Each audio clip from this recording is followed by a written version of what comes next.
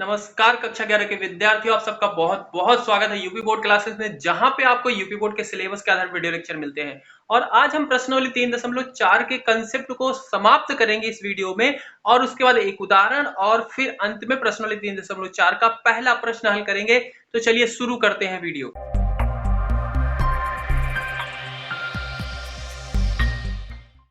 दूसरे टाइप का है आपका प्रश्न cos x is equal to cos y, इस टाइप से होगा।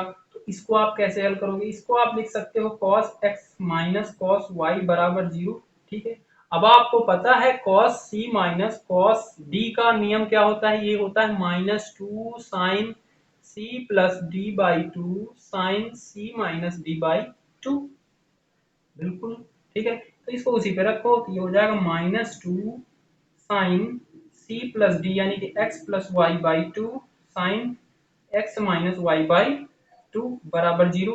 अब यहाँ पे भी क्या है, ये पूरा गुणे में इसके साथ और ये इसके साथ, तो -2 बराबर 0 ये तो कभी हो ही नहीं सकता, तो इसको आप नहीं लिखोगे, ये संभव ही नहीं है। और संभव क्या है आपका? ये संभव है साइन x प्लस वाई बराबर 0 और साइन x माइनस वाई बटे 2 बराबर 0, ये संभव है। अच्छा जी, अभी आपने एक चीज मैंने बताया था, नोट कर लेना, साइन x बराबर 0 हो तो उसका व्यापक मान क्या होता है? n पाई। और n क्या होता है? एक पूर्णांक का सदस्य होता है। ये आपने पहले दूसरे चैप्टर पढ़े होंगे तो आपको अच्छे समझ में आ रहा है, बिलोंग्स टू का सिंबल है। अच्छा जी, तो इसका क्या हो जाएगा हल? इसका तो ये हो जाएगा आपका x प्लस वाई बटा 2 बराबर क्या? n पाई। और इसका भी क्या हो जाएगा? x माइनस वाई बटा 2 बराबर n पाई। ठीक है, और n किससे संबंधित है? एक पूर्णांक से संबंधित है। यहां से x का मान आ जाएगा क्या?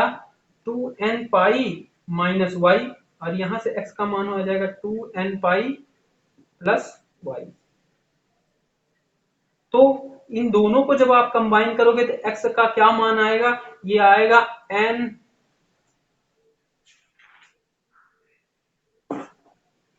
2n pi plus minus y. इस स्थिति में ये होता है इसका क्या? व्यापक मान। इसको अच्छे से नोट कर लेना, क्या है व्यापक मान? ये जब आपका क्वेश्चन क्या होगा, इस टाइप से होगा तो उसका व्यापक मान ये होगा। इस पे प्रश्न एक देखते हैं कैसे होंगे। मान लो आपको दिया गया है cos x is equal to 1/√2, तो इसको आप कैसे हल करोगे? तो इसे आप लिख सकते हो cos x is equal to, ये किसका मान होता है? cos कितने का मान होता है? ये होता है cos 45 का, तो इसे लिख सकते हो cos पाई बटा 4। ठीक है, और अभी आपने नियम निकाला कि cos x is equal to cos y हो तो उसका व्यापक मान क्या होता है? 2n pi plus minus y। ठीक है, तो y आपको पता चल चुका है क्या है? Pi by 4। ठीक है, इसको इसके साथ जब आप कंपेयर करोगे, तुलना करोगे, तो y की जगह पे आपको क्या मिलेगा? पाई बटा 4 ही मिलेगा। ठीक है, तो इसका व्यापक हल आपका क्या हो जाएगा? 2n pi plus minus y की जगह पे क्या है? Pi by 4। ये क्या हो गया? इसका हल हो गया, बात खत्म। बहुत ही आसान प्रश्न है, बहुत ही आसान प्रश्न भी है। तीसरे टाइप का प्रश्न जो आपका आने वाला है वो होगा tan x is equal to tan y। ठीक है, इसको कैसे हल करोगे? आप इसे लिख सकते हो tan x is minus tan y बराबर 0, बिल्कुल लिख सकते हो। अच्छा जी, tan को sin और cos के रूप में चेंज कर दो, तो sin x अपॉन में cos x लिख सकते हो, माइनस sin y अपॉन में cos y बराबर 0।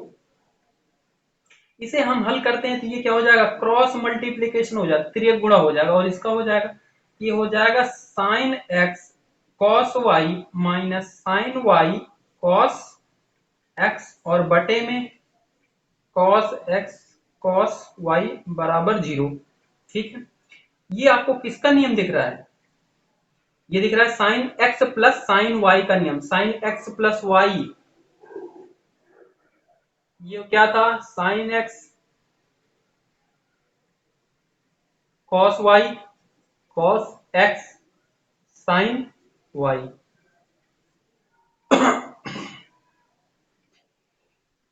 तो इतने की जगह पे आप क्या लिख सकते हो? साइन एक्स प्लस, सॉरी यहाँ पे माइनस है ना, तो यहाँ पे क्या होगा? माइनस। ये हो जाएगा आपका माइनस बराबर 0, क्योंकि ये क्या है? पूरी टर्म इसके क्या है? नीचे भाग में है, इसको जब उधर भेजेंगे तो ये क्या हो जाएगा, जीरो के साथ गुणा होके तो जीरो ही हो जाएगा, इसको मैं इसके बराबर लिख सकता हूँ। यानी कि ये क्या बन गया आपका कि साइन एक्स बराबर जीरो, और इसमें व्यापक मान क्या होता था, एन पाई होता था। एन किससे संबंधित था, पूर्णांक से संबंधित था। यानी कि इसका हल क्या होगा, तो आप लिखोगे x माइनस वाई बराबर एन पाई। x का मान निकाल लो तो ये हो जाएगा एन पाई प्लस वाई। इस स्थिति में क्या होगा आपका, ये क्या हो जाता है, हल हो जाता है। इसको अच्छे से नोट करना, जब आपका प्रश्न इस टाइप से होगा तो उसका क्या हल होगा, व्यापक हल ये होगा। अभी मैं मुख्य हल के बारे में बात करूंगा, मैंने पहले बताया, फिलहाल अभी मैं जब प्रश्न कराऊंगा आपको समझ में आएगा मुख्य हल, व्यापक हल ये हो जाएगा।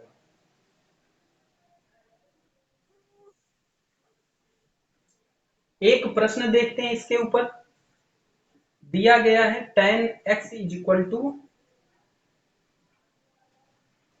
√3, इसका कह रहा है कि व्यापक हल निकालो। तो बताओ √3 वर्गमूल 3 कब होता है tan के किस मान पे, तो ये होता है आपका tan के 60 मान पे। tan जब 60 होता है, 60 अंश, उस पे क्या होता है, तो इसे लिख सकते हो √3 होता है, तो इसे आप लिख सकते हो π/3। ठीक है, अभी आपका प्रश्न किस टाइप से बन गया, जो अभी आपने डेरिवेशन की, और उसका व्यापक हल क्या होता था, उसका होता था n पाई प्लस वाई। ठीक है, तो y आपको मिल गया, इसको पूरे को आप इसके साथ कंपेयर करोगे तो y मिल जाएगा। तो x इज इक्वल टू क्या हो जाएगा, n पाई प्लस π/3, ये क्या हो जाएगा, इसका हल हो जाएगा। बात समझ में आई, बहुत ही आसान, बहुत ही मजेदार, एक नंबर की प्रश्नावली है। एक उदाहरण लेते हैं, जैसे कि आपका उदाहरण संख्या 20 दिया गया है, उसमें कह रहा है कि साइन x बराबर -√3/2 का हल ज्ञात कीजिए। ठीक है, तो यहाँ पे हल बोल रखा है, तो हल में आप दोनों मान निकाल सकते हो, एक तो मुख्य मान भी बता सकते हो इसका, और व्यापक मान भी बता सकते हो x के लिए। ठीक है, अच्छा जी, अब बात करते हैं हम मुख्य मान की। मुख्य मान आप कैसे निकालोगे, ठीक है, मुख्य मान आएगा तभी आपका व्यापक मान भी आता है, ये बात आपको क्लियर होनी चाहिए। ठीक है, तो मुख्य मान क्या था, वो क्या था, 0 से 2 पाई के बीच में x का मान। x कितना डिग्री हो सकता है, 0 से लेके 360 डिग्री तक हो सकता है, उसको कहते हैं मुख्य मान। अब बताओ ये साइन क्या है, माइनस में √3/2, √3/2 है, तो साइन बताओ कौन से में माइनस होता है, कौन से चतुर्थांश में, क्योंकि आपको पता है अगर आप यहां से चलोगे पहला चतुर्थांश, दूसरा, तीसरा, चौथा, यानी कि 360 तक में आपका चारों चतुर्थांश आ जाते हैं। अब साइन क्या है, इसमें दिया गया प्रश्न में कि माइनस में है, तो माइनस किस में होता है, पहले में क्या होते हैं, सारे पॉजिटिव। ठीक है, दूसरे में क्या होता है, साइन और कोसेक पॉजिटिव। तीसरे में क्या होता है, टेन और कॉट पॉजिटिव। चौथे में क्या होता है, सेक और कॉस पॉजिटिव। ठीक है, तो ये साइन इस किस में माइनस हुआ, इसमें भी पॉजिटिव, इसमें भी पॉजिटिव, इसमें माइनस हुआ, और इस वाले चतुर्थांश में ऋणात्मक में हुआ। अच्छा जी, तो इस वाले चतुर्थांश के लिए आप क्या लिख सकते हो इसे, अच्छा ये √3/2 कितने का मान होता है, ये साइन 60 का मान होता है, मतलब मैं इसे लिख सकता हूं साइन क्या, 60 का मतलब π/3 माइनस का, बिल्कुल लिख सकता हूं, क्योंकि इस इतने का मान ये आएगा और माइनस है तो माइनस लगाएंगे। अब ये उस रूप का तो बन चुका है, साइन एक्स बराबर साइन वाई, पर अभी यहाँ पे क्या है, माइनस भी है, तो इसको भी खत्म करना है, तो इसको आप क्या लिख सकते हो, आपको पता है ये चौथे में ऋणात्मक होता है और पांचवें में भी ऋणात्मक होता है। अच्छा जी, तो इसको आप क्या लिख सकते हो, एक तो लिख सकते हो 180 प्लस थीटा। अगर 180, यहाँ पे उल्टा नियम यूज होंगे सारे, देखना कैसे, अगर मैं लिखता हूं 180 प्लस थीटा, तब क्या आता है, मैंने लिखा था, दो नोट थे इसके, पहला था कि अगर क्या है 90 प्लस थीटा और 270 प्लस माइनस थीटा होता है, तो अगर साइन है तो साइन ही रहेगा, कॉस है तो कॉस हो जाता है। ठीक है, सॉरी 90 और 270 में चेंज हो जाता है, और 80 180 और 360 में वही रहता है, तो 180 इसीलिए लिया है, यानी कि वही रहेगा। और चौथे चतुर्थांश में क्या होता है, साइन ऋणात्मक होता है, तो यानी कि ये क्या आ जाएगा, साइन थीटा आ जाएगा। और थीटा की जगह पे यहाँ पे हम ये लिख सकते हैं ना, तो इसे मैं क्या लिख सकता हूँ, इसे लिख सकता हूं sine pi plus pi by 3, और इधर क्या है ये साइन एक्स। इसको आप जब देखो हल करोगे तो यही आएगा। बात क्लियर हुई कि नहीं? ओके। और इसको आप फिर लिख सकते हो हल करके कि साइन क्या हो जाएगा 4 पाई/3। अच्छा, ये तो तीसरे चतुर्थांश में हुआ। चौथे चतुर्थांश में भी साइन क्या होगा ऋणात्मक होगा। क्या लिख सकते हो 360 में से माइनस कर दो कुछ। अगर साइन 360 माइनस करता हूं उसमें से थीटा, तब क्या आता है 360 है यानी कि साइन है तो साइन ही रहेगा। और चौथे चतुर्थांश में जाएगा उसमें क्या होता है सेक और कॉस धनात्मक होता है, यानी कि ये क्या होगा यही होगा। तो इसी चीज को मैं ये भी लिख सकता हूं साइन 2 पाई माइनस पाई/3। इसको भी हल करने के बाद यही आएगा। समझ रहे हो बात को? तो इसकी जगह पे चाहे मैं ये लिखूं या फिर मैं इसे लिखूं 2 पाई माइनस पाई/3। इसे हल कर लेते हैं तो ये हो जाएगा साइन 3 दूनी 6, 6 पाई-1 यानी कि 5 पाई/3। तो साइन का एक तो ये हो गया और एक आपका ये हो गया। तो इसके क्या हुए, ये क्या है दोनों व्यापक मान है, ओ मुख्य मान है। क्योंकि x का मान अगर आप रखो 4 पाई/3 तब भी क्या है 360 से कम ही है एंगल ये वाला। और अगर आप रखते हो 5 पाई/3 तब भी ये क्या है 360 से कम ही है। तो ये तो मुख्य मान हो गया।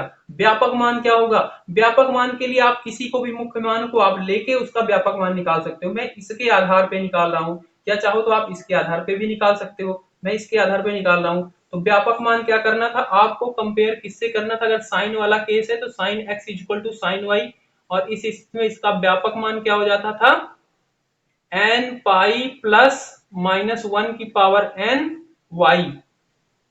ठीक है, ओके। तो यहाँ पे y की जगह पे क्या है ये पूरा चीज है, और x की जगह पे है ही, तो x इक्वल टू क्या हो जाएगा n पाई प्लस -1 की पावर n, y की जगह पे क्या है 4 पाई/3। तो ये क्या हो गया इसका व्यापक मान हो गया, और ये क्या था आपका मुख्य मान। ये तो क्या था मुख्य मान, x के लिए मुख्य मान थे। और व्यापक मान एक क्या हो सकता है, इसी की जगह पे आप अभी हमने नीचे करा था 5 पाई/3 भी लिख सकते हो। तो अगर आप इसको मानते हो y की जगह पे तो इसका व्यापक मान ये भी होगा 5 पाई/3। ये भी होगा व्यापक मान, ये भी होगा, गलत दोनों नहीं। ठीक है,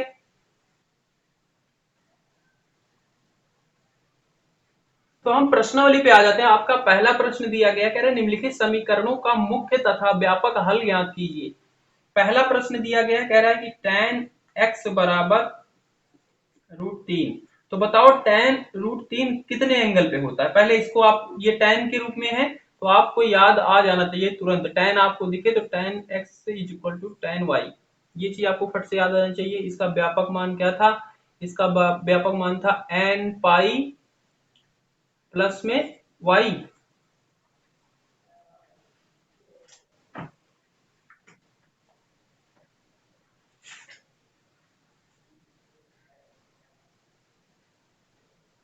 तो इसको यहाँ पे tan के रूप में कैसे लिख सकते हो आप, इसको आप लिख सकते हो कितने का मान होता है tan 60 का मान होता है। इसे लिख सकते हो tan पाई/3। अब आपको y मिल गया और x दिया ही गया है, तो इसका व्यापक मान क्या हो जाएगा, व्यापक मान तो आपका n पाई प्लस y की जगह पे आप रख दो पाई/3। ये तो इसका क्या हो गया व्यापक मान हो गया। अभी हम मुख्य मान की बात कर लेते हैं। तो एक मुख्य मान तो ये हो गया, क्योंकि मुख्य मान आपको पता होता तभी आप व्यापक मान निकालते हो। एक तो x के लिए ये मुख्य मान आपका हो गया पाई/3। अब दूसरा बताओ tan कौन से क्वाड्रेंट में धनात्मक रहता है। पहले में धनात्मक रहता है, दूसरे में ऋणात्मक रहता है। After school to college all positive, sine और कॉसेक पॉजिटिव, tan और कॉट पॉजिटिव, कॉस और सेक पॉजिटिव, याद रखना इसको। आफ्टर स्कूल टू कॉलेज, ठीक है। तो tan किस में पॉजिटिव होता है, तीसरे चतुर्थांश में। ठीक है, ये रहा। पहले में पॉजिटिव और तीसरे में, बाकी दोनों में निगेटिव होता है। यानी कि पहले में तो आपने कर दिया, ये क्या है पाई/6, यानी कि कितना 0 से 90 के बीच में एंगल है, यानी कि पहले चतुर्थांश में है। अच्छा, दूसरे तीसरे के लिए क्या लिख सकते हो आप, इस चीज को आप लिख सकते हो क्या, अगर 180 प्लस थीटा करते हो तो क्या होता है, tan है तो tan में ही रहेगा, और वो भी धनात्मक का, तो इसे लिख सकते हो ना आप 180 प्लस पाई/3। इसे आप हल करोगे तो ये क्या आएगा, tan पाई/3, जो कि यहाँ पे लिखा है। यहाँ पे उल्टे नियम थोड़े बन रहे हैं, ध्यान से देखना। पहले आपको क्या दिया होता था, 180 प्लस थीटा, तो आप क्या लिखते थे, tan थीटा। यहाँ पे आपको क्या होता है, tan थीटा दिया होता है, आपको इधर का बताना होता है। और ये तब आप बता पाओगे जब आप कंसेप्ट को अच्छे से समझ रखा होगा पीछे की वीडियो देख के। ठीक है, तो आप इसकी जगह पे tan पाई/3 की जगह पे ये भी लिख सकते हो। बात क्लियर? हाँ जी। तो यहां से फिर आपका क्या निकल जाएगा, ये tan x is equal to tan pi plus pi. और tan ये पाई है तो पाई में है तो tan में tan ही रहेगा, और तीसरे चतुर्थांश में है तो tan क्या होता है, उसमें धनात्मक होता है, यानी कि tan पाई/3 होगा। तो इसको मैं और हल करके ये भी लिख सकता हूँ, ये हो जाएगा 3 1 4 पाई/3, तो tan x। तो आपका व्यापक मुख्य मान एक और हो जाएगा, इसका 4 पाई/3 भी हो जाएगा। चौथे चतुर्थांश में ऋणात्मक ही होता है, हो गया। तो इसका ये क्या होगा, दो तो क्या हो जाएंगे, मुख्य मान होंगे, और व्यापक मान ये भी हो सकता है, और y की जगह पे अगर आप इसको लेते हो तो ये भी हो सकता है 4 पाई/3 भी। दोनों सही है, गलत कोई सा भी नहीं। आप किसी भी एक मुख्य मान को लेके आप व्यापक मान निकालते हो, तो मैंने इसे लेके निकाला भी, आप चाहो तो इसे भी लेके निकाल सकते हो। बात क्लियर है? अच्छा जी।